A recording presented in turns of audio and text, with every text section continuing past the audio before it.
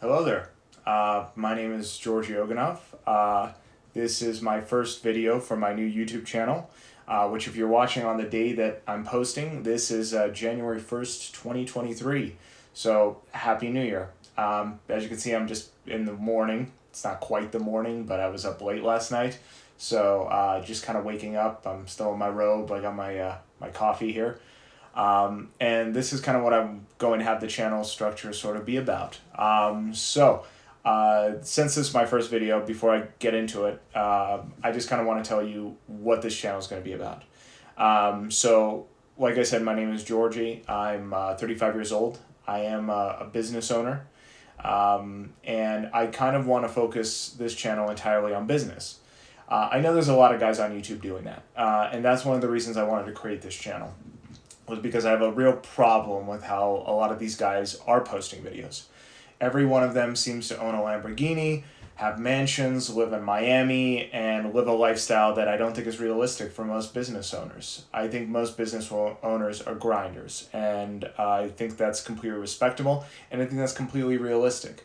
I feel like a lot of the guys that are on YouTube are mostly con artists. They're trying to sell you on courses, or they're just giving you empty motivation, which is great and all. We could all use a little boost from time to time. But at the end of the day, you have to get up and grind. You have to meet goals. You have to set goals and be able to manage staff, manage inventory, manage sales.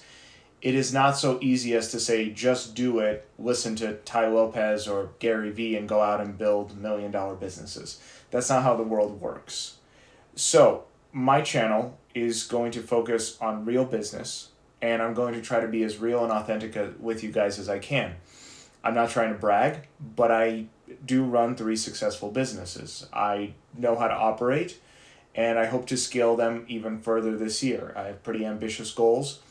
And one of the reasons I started this channel was to also be a community, so that I could help you and that you could help me, so we could share ideas and we can build structure and we can build business. The other thing I want to focus on is local. I feel like a lot of these guys are just worried about internet brands or global brands or whatever they're trying to accomplish with these large-scale endeavors of being national. I very much believe in local America. Like I said, I'm focusing on real business, and real business is local. And so I want to focus primarily on developing business at the local level. So that's why I want it to be a community between you and between me. I live in Salt Lake City, Utah. Utah is a great community. Utah is a great place for business. We're growing, we're thriving, we have industry, we have the Silicon Slopes, we have a good mindset as a people, and we can build great businesses in this state. So that's the other reason I'm in my bathrobe, just freshly woken up with bedhead and coffee. This is how most of my days begin. And every morning I'm going to try to do a video, talk to you guys about local news stories and national news stories, and try to focus on local business and my own goals, and hopefully hear about your business goals. So, before we get into it, and before I do real content, I kind of wanted to talk about New Year's resolutions, because I think it is kind of the season to do that. It's very, on brand to think about the coming year. I'm going to call these business resolutions rather than New Year's resolutions, because these aren't personal, but these are for business.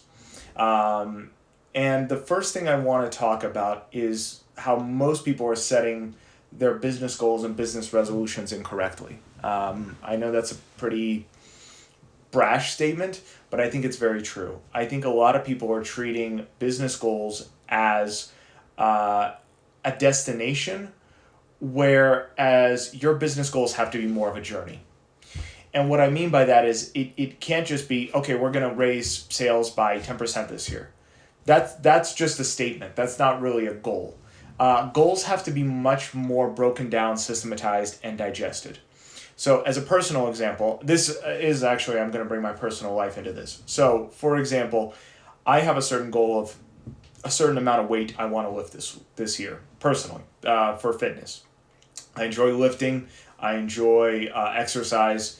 And so I have set an impossible goal for my mind. I have decided I want to, if you guys know what a power clean is, I want to be able to power clean 300 pounds. I'm currently only at 190 pounds. I just set the baseline yesterday. So that's a large weight difference. That's about 110 pounds. That's not easy to do.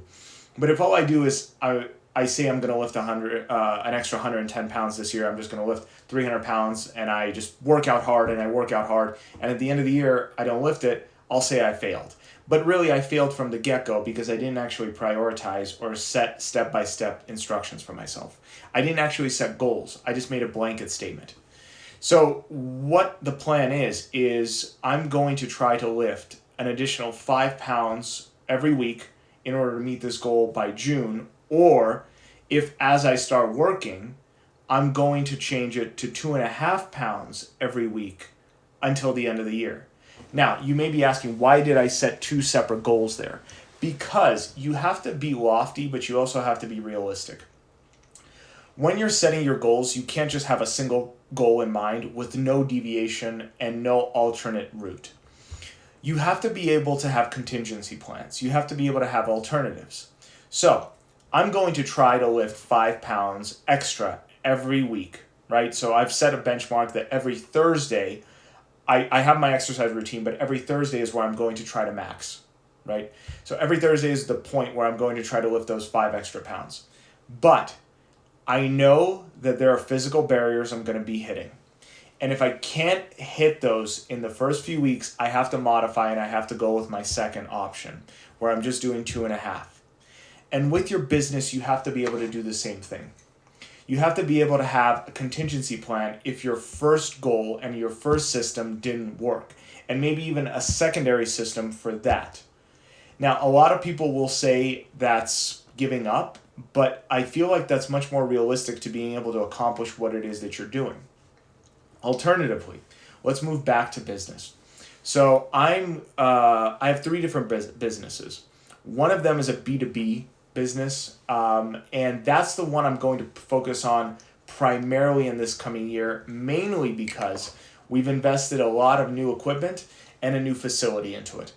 And so we are actually unprofitable in that new location with that new equipment.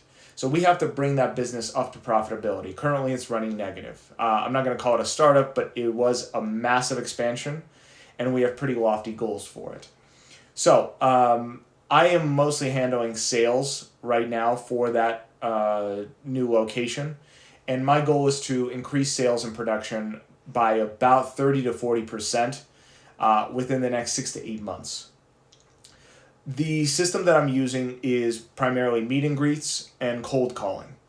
And I found that if I do about 13 cold calls or about 13 meet and greets, one of those will lead to a promising lead. I'm not bragging by that number. I'm sure there are guys out there that can close 1 out of every 3. But realistically, that's the best that I can do. Perhaps I need to expand into a full sales team. Perhaps I need to invest more into scripts and into narratives in order to be able to close. But right now, treating that as the baseline, I know that I have 1 out of 13 form into something. So I've set a prioritized goal of 75 cold calls a week and about 13 meet and greets per week.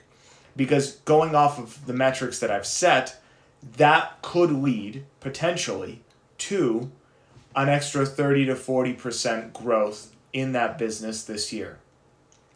Now, if I find out that I'm closing quicker, perfect, I've hit that goal that much quicker. But if I see that I'm not, I clearly need to modify my structure. And I need to go from maybe 75 to 85, or maybe from 85 to 95, or maybe that the meet and greets are just a waste of time because they're too time consuming going from location to location, setting up empty meetings, empty lunch and learns, when really the prospect has no interest in the subject at all. Maybe I need to focus more on cold calling. So when creating these goals, I'm going to have 3 different versions of my goal system so that I have alternatives in case the first one doesn't work. And that's how you kind of have to treat it, is you can't be monolithic in your thinking. You can't say, This is my goal and that's it. The goal has to be broken down into step-by-step instructions. You have to be able to say, here's my goal, here it is on a weekly basis, here it is on a daily basis, and maybe even here's what it is on an hourly basis. Because that end goal is only the result of your day-to-day activities. And that end goal could have multiple pathways. So you can't have a single goal set. You have to have multiple goal sets and adjust accordingly. You have to think strategically, not monolithically, and you have to be adaptive. Now, alternatively, if you have a B2C business, which we have two other companies in our group that are a B2C, with that, I'm going to be implementing a much more different strategy. With that, I'm going to be implementing much more vision, because I can't control sales on a B2C on a transactional level. And what I mean by that is I can't interact with every customer across two different locations especially. I can't just be there and talk to every individual and close sales and be able to make sure that every transaction is done properly and that people are courteous and are asking for reviews and are making sure that the customer is happy. It's not feasible. It's simply not. There's too many points of sales. There's too many conversations to be had. It just simply won't work. So with that, I have to implement vision. And I have to implement the vision that I want my business to take. And I do that primarily with meetings. So I know meetings have gotten this terrible stigma in pop culture. Everyone keeps saying, oh, this could have just been an email. But that's not true. Meetings are incredibly vital and incredibly important. You have to have meetings in order to implement your vision. You have to have meetings in order to be able to have quality control. And you have to have meetings to make sure that you have the right people in the right positions. And so this year, in order to implement some of the goals we have for our B2C business, we're going to be having a lot of meetings. I'm going to be meeting with every staff member pretty routinely. So I have a weekly meeting, I have a daily meeting, and in between those, I'm going to have personal meetings. And that is to be able to make sure that the vision that we have is being implemented. We're going to have an actuary, and every meeting we're going to go over that actuary and see, did the previous day or the previous week's day-to-day production meet that actuary?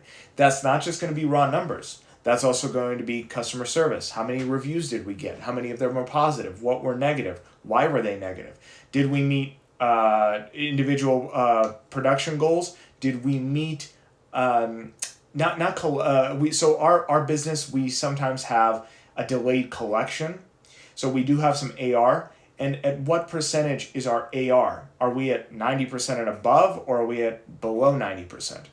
So you have to create those actuaries. Those are kind of my goals for the year. I know I kind of went off script and off tangent. This was very much meant to be stream of consciousness as I establish this channel. So bear with me. And I do want to hear from you. I want to hear, if you're in Utah, what are your goals? What are your strategies? Did you take your grand goal and systematize it into a monthly, weekly, and then daily structure? And did you create alternatives to that same goal? So again, 50,000 in new sales. Here is system number one. Then I could have that same goal of 50,000. If system number one doesn't work, system number two. If that one doesn't work, we have system number three. Remember, it's contingency plans, because just like personally, you can get very discouraged if you just have a single line to your goal. If you only have one way to your destination and you can't get there, you're not going to be able to reach that destination. But if you have alternate routes, it's just like a traffic jam. If you can't reach it one way, you can reach it another. Thank you for bearing with me. Like I said, I want to keep this short. I ideally want to keep this under 10 minutes. So I will try to do a post every morning right before I head to work of about 10 minutes. I'm going to cover local stories. I'm going to cover national and international stories that have bearing on business transactions. And I'm going to try to kind of share maybe an issue I'm having or a business idea that I feel will be valuable to our community. Thank you for listening. Happy New Year. I hope you set amazing goals, and I hope you meet all the goals you set. So I'll be seeing you guys shortly. Take care.